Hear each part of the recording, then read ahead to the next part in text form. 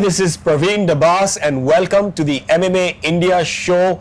A huge screening today of UFC 205, and I would like to welcome Mr. Jitendra Khare, head coach of Team Relentless and also owner of Evolution Gym. Thank you so much for joining us today. He is the coach of a lot of big Indian MMA stars, and Mr. Chaitanya Gavali, who is India and Asia's first MMA star, and also happens to be his birthday today. So happy birthday, Chaitanya. It's great to have him on his birthday today, and we got a little something for him. Ganesh, I forgot to tell him. Oh, packet jo leke aaya tha. We got a little present for him from the behalf of the MMA India show. Some MMA India show goodies. So happy birthday. Thank you. Happy birthday again, and thank you for joining us. You can keep it down if you want. So we cannot, of course, lose the chance to do some branding for ourselves. But thanks, guys, for joining us. Thank you for having us. Huge day where the UFC has started their first fight card in New York at Madison Square Garden. A momentous occasion, so much history at Madison Square Garden, and so many fights to look forward to. It's like the prelim card was as good, if not better, than any fight night. Most main cards, I believe. Yeah, most main cards. I mean, you've got Khabib, Michael Johnson, and Frankie Edgar, Jeremy Stephens. I mean, Tim Bosch. What an amazing! I know you guys were not able to catch it, but I have a subscription of Fight Pass, UFC Fight Pass, so I was able to see it. So I just want to mention that Khabib was outstanding in his fight against Michael the Menace Johnson. Michael, of course, came off a win against Dustin Poirier, a really good win, and he looked solid. Of course, the game plan was always striker against grappler, wrestler, and Michael Johnson had a lot of videos recently of him fighting against a really good wrestler called Kamaru Usman, who's the winner of the Ultimate Fighter, Blackzilians versus American Top Team. And we had a chat with him yesterday, and he did say that he was training a lot and spotting a lot with Michael Johnson, of course, in preparation for Khabib. Unfortunately, things didn't go Michael Johnson's way, and Khabib was a little, I wouldn't say shaky. Michael Johnson was able to keep him at a distance in the first round, with his striking. But the minute Khabib got a hold of him, it was over for Michael Johnson. I forgot if it was the second or third round. Does anybody remember? Third round, I think. Third round. Choke. I mean, and he was doing some kind of crucifix, chokes and part crucifix. Chokes, there weren't even any names for him. Stuff that, one hasn't even been seen before. So, an amazingly top level ground game, ground and pound, and he got him in a choke and finished him. Just amazing. What they say about Khabib, it's all true. A lot of people were saying he had not faced somebody as top level as Michael Johnson. You got a Kimura. He got him a Kimura. And people said he had not faced anybody like Michael Johnson, but he showed that, he can stand up against the best. And whether he or Tony Ferguson get the title shot, remains to be seen against now, of course, the new lightweight champion, Conor McGregor, which we will get to later. Let's see who deserves the fight. Khabib did call him the Irish chicken and UFC chicken to, I guess, goad him into a fight, but let's see who gets the fight. And another really good fight on the prelim cards, Frankie Edgar versus Jeremy Lil Heathen Stephens. Again, a really good fight. Jeremy was able to shake Frankie once with a kick, and Frankie was in some danger during that time, but he weathered the storm and he eventually got the unanimous decision. It was unanimous, I think. Does anybody remember? It was unanimous, I think right? It was unanimous. It was unanimous decision. Now coming to the main card, of course, huge main card, starting with Misha Tate against Rocky Pennington. Rakel, of course, was the Ultimate Fighter, was one of the contestants and reached the semi-finals, and always a very strong stand-up game, and coming off 4 wins in a row. Miesha Tate, of course, the ex-champion, a really good ground game. It was, of course, going to be, but Miesha's striking also has evolved quite a lot, though nothing compared to her ground game. But Rakel was able to pull off the win. What do you have to say about the fight? So I think what we are going to see now more often is so Miesha Tate obviously has evolved in her striking, but she's still predominantly a grappler. Yeah. But I think what we are going to see now is the change of guard, where you're going to see more well-rounded fighters beat guys that are specialists in one game. I mean, we've seen that with GSP. We've always seen GSP beat either strikers or grapplers, but I think we're going to see that more now. We saw that with Holly Holmes beating Ronda, and then Amanda Nunes beating Miesha. So I think you're going to see more well-rounded fighters. And if you watch Raquel Pennington, she handled herself very well even in the ground. So it wasn't like Miesha Tate was supposed to, she was supposed to dominate her on the ground, but she couldn't.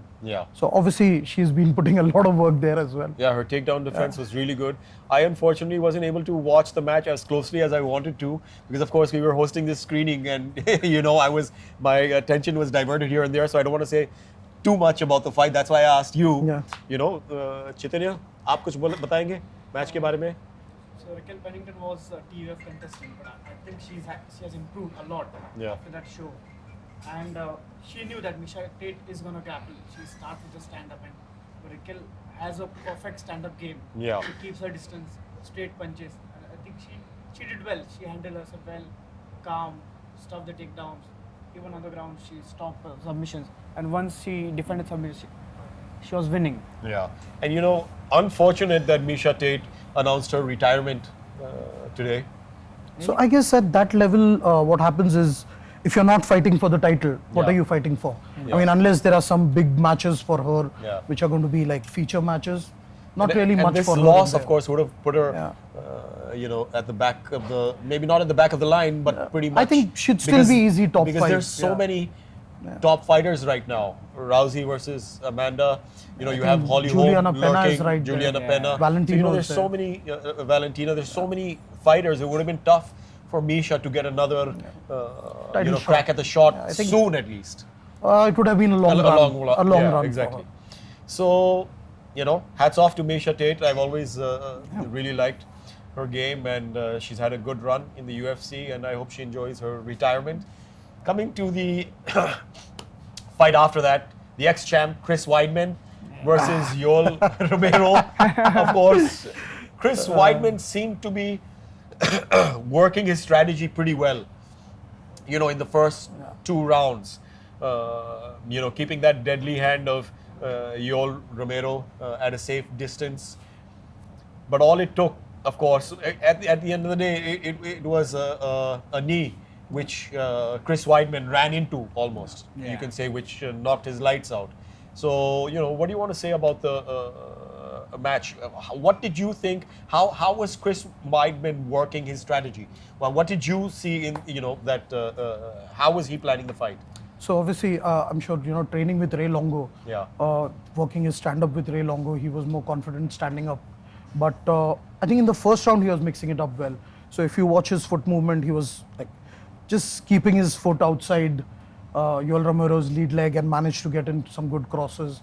Even the first takedown, if you see. So I think he managed that well in the first round. It was a wrestling 101. In both the rounds, you saw both the guys, when their back gets taken, they would belly out, tripod, try and get up. So it was like a wrestling clinic for anyone who wants to see how to defend the back. Watch this fight. So I think it was, fairly even till that point, and yes, one knee. I think we've seen that from Yoel Romero before. He's got that. I think, he saw that coming, because if you see the first round, Weidman was reaching out for that knee, even to fake. So I guess he saw that coming. I think Chris Weidman was trying to take it to the ground most of the time. I think he was just trying to mix it up. I'm not sure whether he really wanted to take it to the ground, because I think wrestling skill-wise, they both were right up there. So, I mean, if you watch round 2, Yoel Romero dominated. Romero is an Olympic wrestling champion as well. Silver medalist. So I think, he was just trying to mix things up, keep Romero guessing. What would be interesting is, I'd like to see, at that time when that knee landed, was he really stepping to the outside or was he inside? Because I thought he was a little square and that's why the knee landed. Yeah. If you watched round 1, he was circling towards, circling outside that leg, managing to get some good strikes, managing to get, at least if you see the entries to the single legs were there. Yeah. I think round 3, that got a little messed up. So do you think Romero played the waiting game really well and just almost out-tired his opponent, where Chris Weidman was always trying something different because something wasn't working, he would try something else? So I think that was typical Yoel Romero. Yeah. I mean, if you watch his fights, he was not a kind of guy who will come out in the first round and blast people. I mean, it's always there, he'd wait. And I think, there was nothing unexpected from Romero. Yeah. But I think, if the fight would have continued, Weidman would have outworked him because Romero's cardio has always been a problem. Yeah. And somehow he manages to get an extra 10 little seconds on round breaks. breaks. So, And Chaitanya, what do you have to say about like Romero's game plan of what you saw? No, what I see in his fight, obviously he starts slow and then he starts to explode. Yeah. But I think Weidman had an upper hand in striking. Yeah. So he was tagging him and setting up his shots. But I think Weidman did that mistake, that not setting up the shot with the punches, and he just shot on the leg. And I think I need to see that fight again to see that did he shot on the back leg? Yeah. Because he was southpaw. He could have easily shot on the front leg for the head inside single.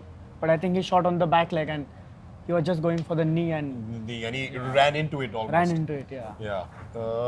Now this kind of puts Chris Weidman further away from a title shot, unfortunately.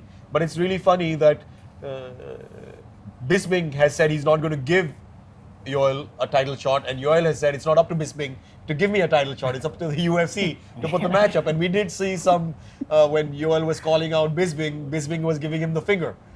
So let's see whether that matchup happens or not. It would be a really interesting matchup. I think Bisping, I don't know if you can say he's been trying to avoid it. I think Bisping's been a very strong advocate of the steroid use in UFC, and he's always been one to kind of campaign or be anti that. So I guess that's what is Bisping's biggest bone with Yoel Romero. I don't think Bisping would avoid anyone. Yeah. I mean, we've seen Bisping fight for a long time. No, I'm just saying what he said himself. So, I mean, let's see what the drug test results of these fights come out. Yeah, I guess so. So, moving on to the next fight, we had, of course, the 3 championship fights, starting with Joanna versus Karolina. A great fight which went the distance between both of them. Karolina had a really strong round, surprisingly, in which she managed to shake the champ and get her on the back foot. I thought for a second that she was going to finish it, but I think she was a little afraid of rushing in too much and getting a counter or something. That's what I felt, is she was being a little cautious when she went in and tried to finish her. She wasn't really going all out. I think the head kick also made a difference when she tried to charge in. Yeah. She did get head kicks, so I'm not sure if that made that difference. Also, I think all that strikes leading up to then would have taken a lot off her. To be able to finish off Joanna at that point would be very difficult. I mean, she took a lot of strikes leading up to that point. Yeah. So very difficult at that point to gauge whether it was all those strikes mounting up to the fact that she couldn't finish her, or that head kick when she charged in. I guess I would go with the volume over that one strike. Yeah. What did you have to say about Karolina's game? I think they both come from the Muay Thai background, so they both had the same plan to strike.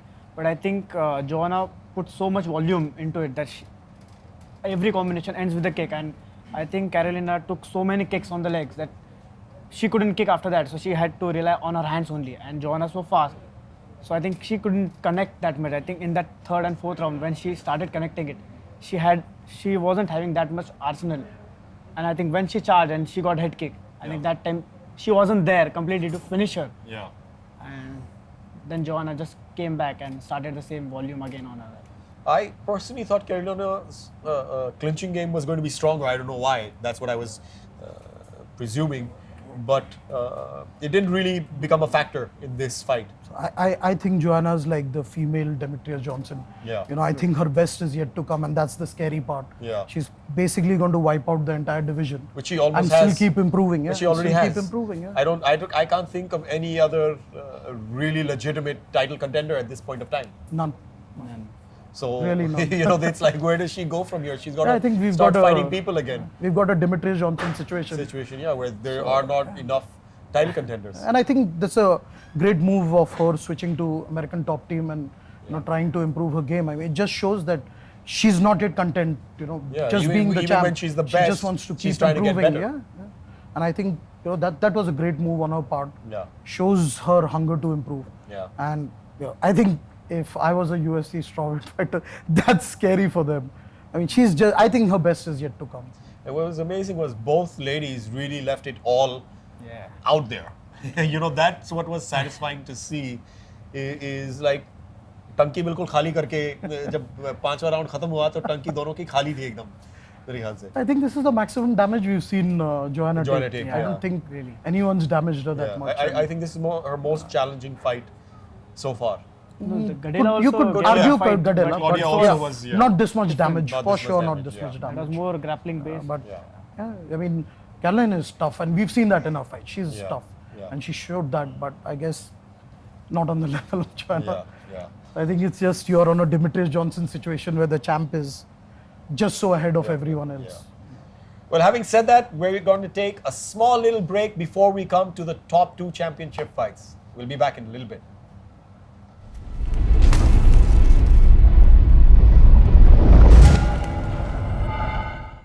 Hi, you're back with the MMA India show and with Parvin, Jitendra and Chaitanya. Thanks again, guys, for joining us.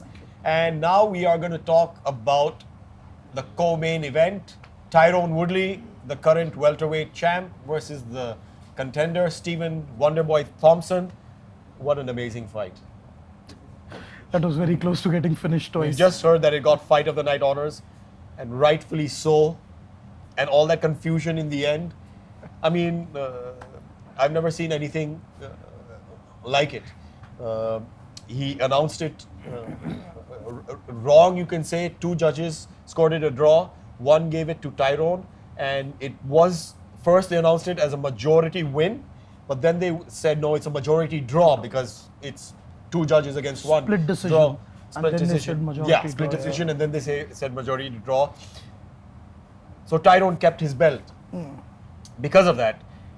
And what an amazing fight. Both fighters had their moments, but the most amazing, I think, period of the fight for me was Tyrone not being able to finish Stephen Thompson with that guillotine. Joke. He was just not able to finish him. I think we all thought he's gonna go, but he wasn't able to finish it. How amazing! I have never seen, a defense of that kind against the guillotine where he had him like really deep and strong, but he just wasn't able to finish it. Yeah, I mean, and Tyrone's a big guy. Yeah. For Tyrone to get hold of somebody's neck in itself is quite a... He's a big, strong guy. He's a big, strong guy. I mean, it was surprising he was not able to get that finish. I think the only thing which worked for Wonderboy was the fact that if you watch when he pulled guard, Tyrone, I felt was too flat on his back, and maybe that's why he didn't get the leverage that he wanted. So technically, what should he have done better? So you would want to get to one side of the hip, the side you're squeezing, so that you can get leverage. Yeah. But I think it was just Wonderboy's will to just keep going. Yeah. And it was crazy. It was crazy. We were like, okay, there's a tap, there's a tap, there's a tap, and he's out. There was just no tap. And I thought the referee might stop it also, because I thought that he might think he's unconscious or something. But he was always showing that. Yeah, he was always hitting him in the body, and showing him that he's still defending himself very strongly. I think it would have been a bad he was able to wriggle out, and not just wriggle out, but he got top control then. Yeah. After that. It was. I mean, he was constantly punching him in the body to show that he's right there. So I didn't think the stoppage at that point would have been a very sensible thing. So I think. You know, in the beginning of the fight, and we spoke to Usman about this yesterday, and he very rightfully said, either it's going to be a very boring match with both of them very cautious against each other, which is something we saw in most of the first round where they were just sussing each other out, distance and just seeing what the other one was going to do, or it's going to be a really exciting match where either one is gonna knock the other person out. Tyrone either with his one punch knockout power, and Stephen either with kicks or like a counter strike or something. And of course, what we saw in the first round was both, at least especially Tyrone, I felt had really planned very well for Stephen. Knowing that Stephen maintains distance and judges distance very well, especially with the fighter charging in. He moves away, and as he's moving away, he's able to strike, and follow that up, of course. So they were both very cautious in the beginning, until I think Tyrone got that. I think he punched him on the nose. It was like he right? So he broke the nose with the elbow on the ground. But I think he trapped the leg kick But I think for round one was a perfect game plan by Tyrone. So he waited, he waited for that leg kick and he trapped it and took him down. I think that was a perfect game plan. So I didn't find it boring or things. People tend to say there's no action, but then there's a game plan. That's what he was saying before the match. That it might become that because they might be too overcautious. But it wasn't that at all. Because if Tyrone would have made a mistake that time, he would have paid. Exactly. So he did the right thing of staying back, waiting for that strike to trap the kick, because he knew it's going to come. They both knew what the other guy was going to do. Stephen knew this guy's going to come in charging. Tyrone knew that he's going to expect me to come in charging. So they both knew what they were going to do, and because of that, they were really just sussing each other out. That's why it's called the human chess. Yeah, it was totally like a chess game. Yeah, but I think the first round was exactly to the game plan that Tyrone wanted. He should have tried to change it up in the second, because he was just with his back too much on the cage. And you keep hearing Joe Rogan always say that that the only thing with Tyrone is he backs up a lot on the cage. And it's like fighting a karate point fighter. He's always going to keep winning. He's going to keep scoring on you. And it then comes to a point where you're looking for big strikes or you're looking for those takedowns. And then you're going to do a mistake. So I guess, Tyrone should have tried and changed it up. But one of the, you can say, holes in Stephen's game is his ground game. And Tyrone has a really good ground game. He's an NCAA, I think, NCAA Division wrestler. Of course, in the last, I think, 4 or 5 fights, he's not really needed his ground game. He's been knocking people out, but people seem to forget that he's got a brilliant ground game. I think it's similar to Dan Anderson. I mean, you wouldn't see Dan Anderson wrestle that much. But then he uses that to keep standing and knock people out. But the only question in my mind, or the only question that would be, was why wasn't Tyrone using his leg kicks? I mean, you've seen nasty leg kicks from Tyrone. I mean, that resulted. He did get a couple of them, but not as much. I mean, if you see the Condit fight, it was that's what damaged his knee. If and it wasn't like Woodley was scared of. But do you think he wasn't doing it because he knew the minute he was going to try to come in with that kick, Thompson was going to counter with a strike? But I think if you watch Tyrone normally, also when he works leg kicks, he's quite out of range. Maybe he was worried about that. I mean, obviously he wasn't worried about Wonder Boy taking him down by trapping the kick. So maybe it's the it's the counter that he was worried about. But I think more leg kicks would have been. It would have been nice to see how Wonder Boy would have responded to Tyrone's leg kicks. Yeah. So now, of course, that the fight was declared a draw and Tyrone is still champion. We saw that drama at the at the end of the fight. Do you think they should fight each other again, or do you think because we've got some other contenders? We should give Maya a title shot. Like, he's been fighting from a long time. And I think he's the best guy, and I think he can beat Woodley also, and he can beat Thompson also. Like, his ground game is at different level. So I think do you think Thompson and Maya should fight again now for like a #1 contender, or Maya should directly get a chance at the... So the last time when Maya won, actually Joe Rogan asked him that, do you want Thompson to fight Woodley now? Or will you wait, or you want the title shot? He said, I'll wait, let Thompson fight. and then I'll get my title. Yeah, but it's a back. draw now. That's why it was a draw. Thompson had his chance, right? He Thompson had his chance. Yeah. I think But Maya he should made, get one. He made a lot of it. He didn't lose. Yeah, agreed. He didn't lose really. I mean, I'm a Maya supporter. I think so. Yeah. I'm going to go with Maya getting the next shot. But I think, I mean, logic dictates that it's a rematch. Yeah. True. Let's see. But let's see. Yeah. UFC hasn't always been known to work by logic and merits. So let's see what they actually do. I think, but there's the potential there again of a really big business fight as well, if that's what we can call them. Yeah, I think so. Yeah. I mean, if you look at it, I'm not really sure whether Maya would be as big a ticket sales for UFC.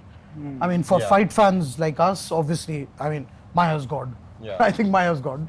But not for the masses yeah, as I such. think, for ticket sales, a rematch makes Would more make sense. Yeah. much more sense. Because I think, and what's surprising is Tyrone Woodley is the champ, and he's not really done anything to piss people off. Yeah. But people boo him all the time, which I feel pretty sad about because, like I said, he's a good guy. He's a really good fighter. But I think it's sometimes the fans just don't like you for whatever reason because you give that feeling of wanting to be liked, or I don't know, I can't say it, but it's unfortunate that he's being booed, Like, I mean, Taran's a nice guy. If you Yeah. watch any of the countdowns and stuff, I mean, I don't see a reason why. That's what you I would mean. hate There's no him, but, reason yeah. for the fans not to like him. And he's the And welterweight he was champion. the underdog coming into this fight. Yeah. Even, I mean, he was the underdog going into Robbie Robbie Lawler Lawler. fight. I mean, he's the champion. You have to There I respect can him. still say, okay, he's the underdog because he's the contender fighting the champ. But here, he's the champ defending his belt, but he was still the underdog. I guess, I think people kind of underestimated his striking. They looked at the striking level of Stephen Thompson being on a completely different level than Woodley. So I think a lot of people felt that Stephen might just be able to outpoint Woodley. And I mean, arguably, for me, this fight is as debatable as GSP Hendricks or John Jones Gustafsson. Yeah. I saw Thompson winning the fight, but the point is the three people whose opinion mattered the most didn't. So, Well, yeah. But it seemed to me that the outcome seemed to be the fairest.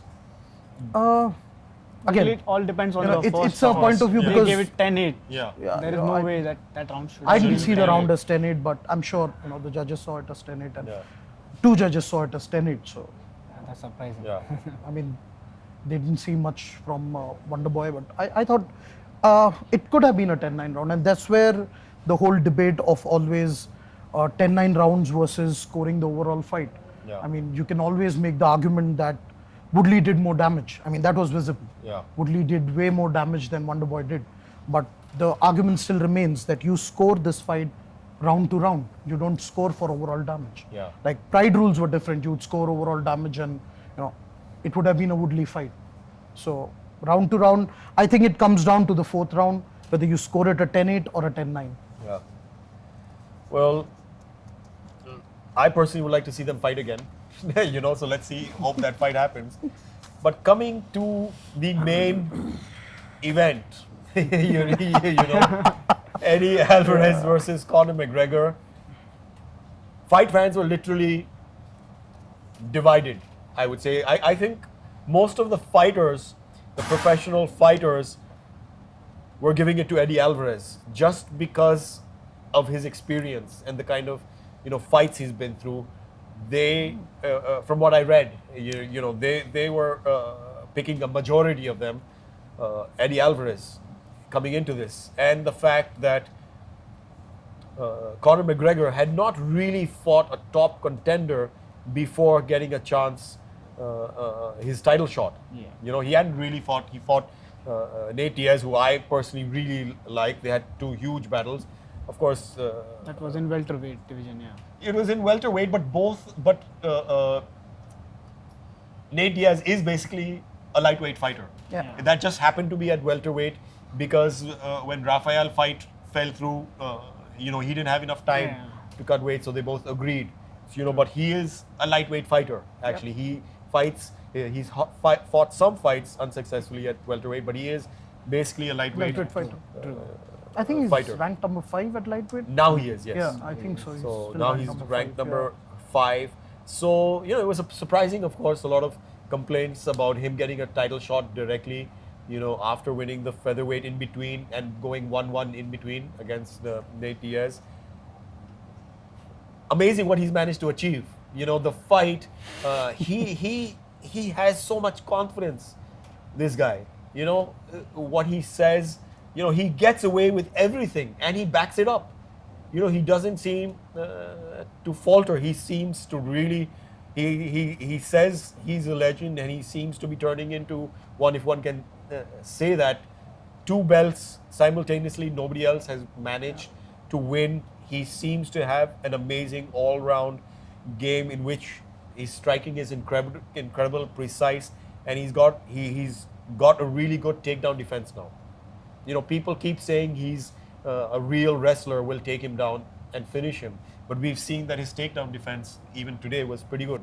What do you want to say about that? We've seen him getting taken down by Chad Mendes. We've seen him getting, taken down by Nate Diaz in the last round. Yeah. Today, his takedown defense was on point. Was good, yeah. I think he's putting in a lot of work in his grappling, working with guys like Dylan Dennis and stuff. That has to improve that has to improve your overall game. Yeah. You're talking about one of the top BJJ guys out there. Yeah. Marcelo Garcia, Dream Team. It's going to make a difference, and it showed. So it showed. So technically, where do you think Eddie went wrong, or do you think it was, just meant to be that he was up against a better guy? Where do you think he went wrong? Because he was trying to close the distance, come in, and Conor's striking was just too precise, and he followed it up. Every strike hit. So if you look back at Eddie's record, Eddie's been into dog fights. Yeah. Eddie's been into dog fights. If you watch Eddie versus Michael Chandler 1, that was, I think, for me, still date, it's one of the best fights I've ever seen. 25 minutes of pure action. Yeah. When I first started watching the fight, I thought I'm watching a highlight, and I'm like, no, that can't be. The clock's still going. Yeah. But if you watch his fight with Gilbert Melendez, if you watch his fight with Rafael Dos Anjos, he's been in dog fights. But I think he was up against somebody with the kind of precision striking like Conor McGregor for the first time, and the reach made all the difference. Yeah. I was rooting for Eddie, but he was just not there. Conor's striking was just way better, and I think he did try to convert it into a dog fight, but I think Conor was just on point. The minute he did try to do that, he was getting countered. Lights out. Lights out. Every time he tried to, just get in, close the distance, he was getting. And that's what Conor was waiting for. Yeah.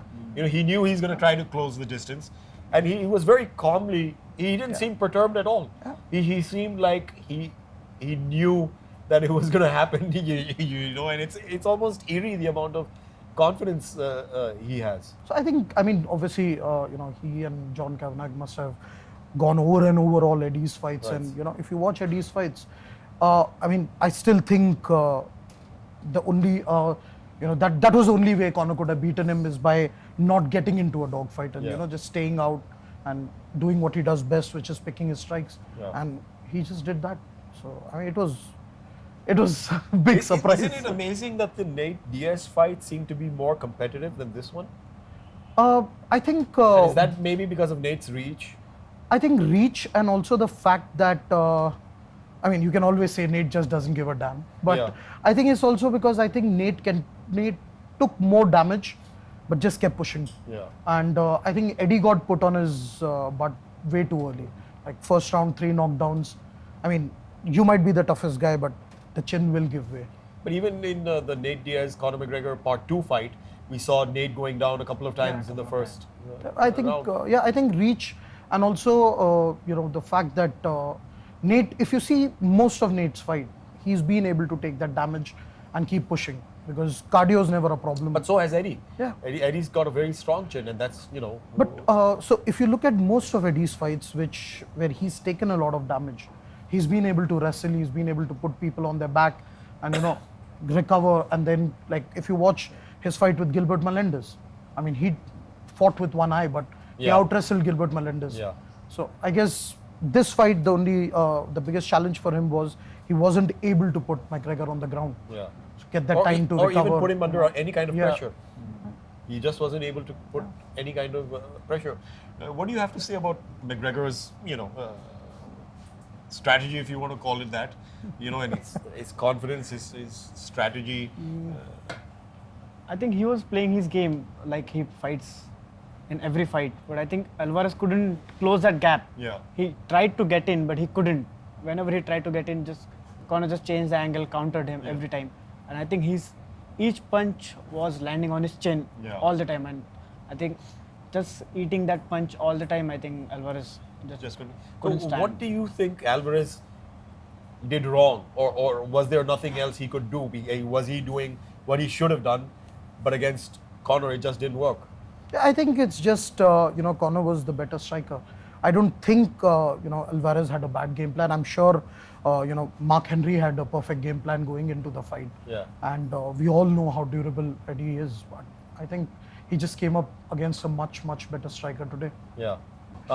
And the second thing being that Conor was waiting for his belt at the end.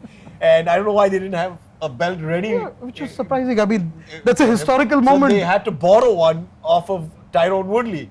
And I think it's pretty nice of him to lend his belt to Conor, especially after the whole Twitter war that they had. Nice, or is it a peace offering?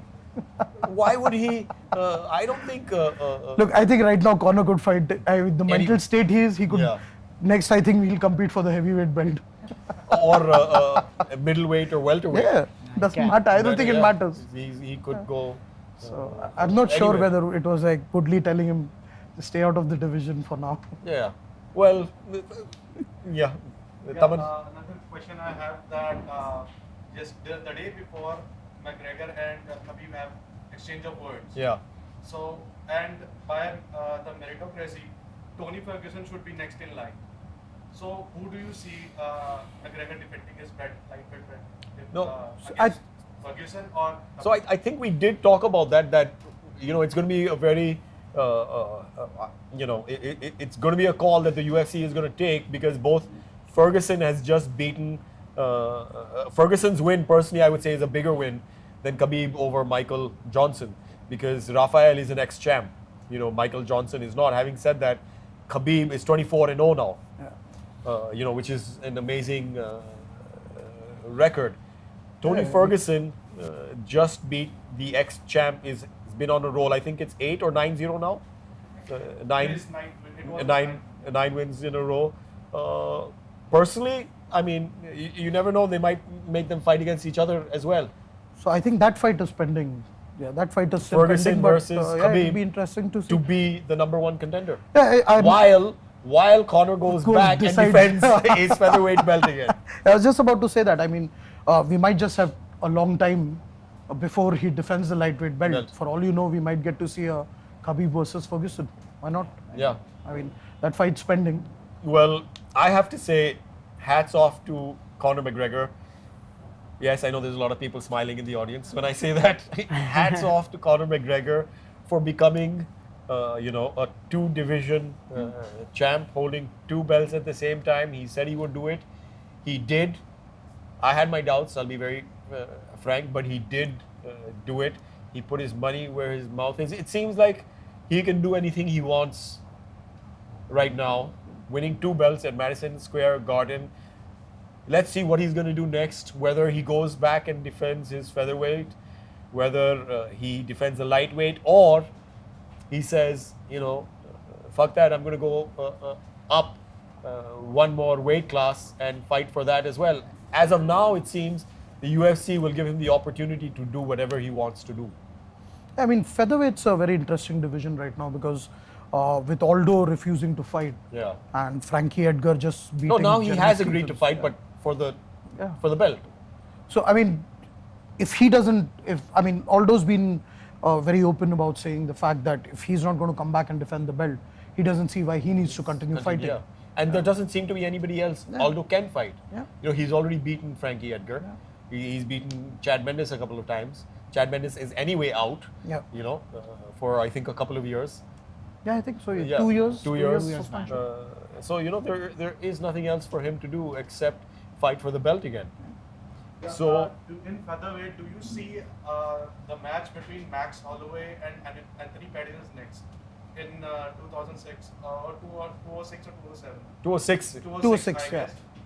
Or you want to see Frankie Edgar getting back with Jose Aldo. So the either winner of that fight should get the title shot against Jose Aldo in case McGregor declines his featherweight belt. So I don't think Jose Aldo, Frankie Edgar is going to happen right now.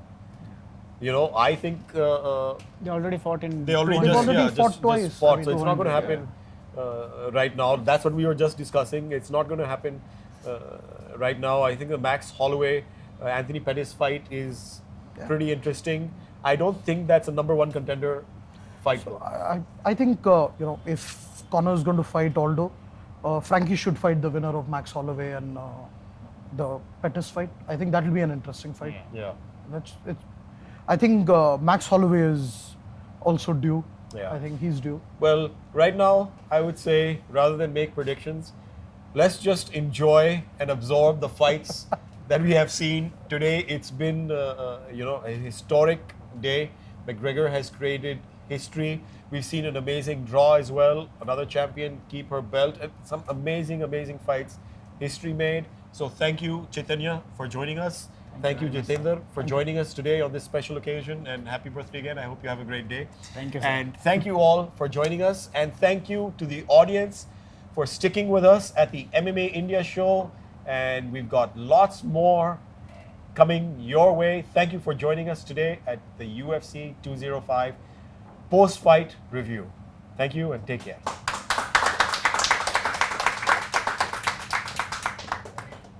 And before we stop, since it's rolling still, I want to thank Magazine Cafe for providing us their great restaurant and hosting us today. It's a great place on Waterfield Road in Bandra. It's just opened up and I would say check it out. Cheers. Bye.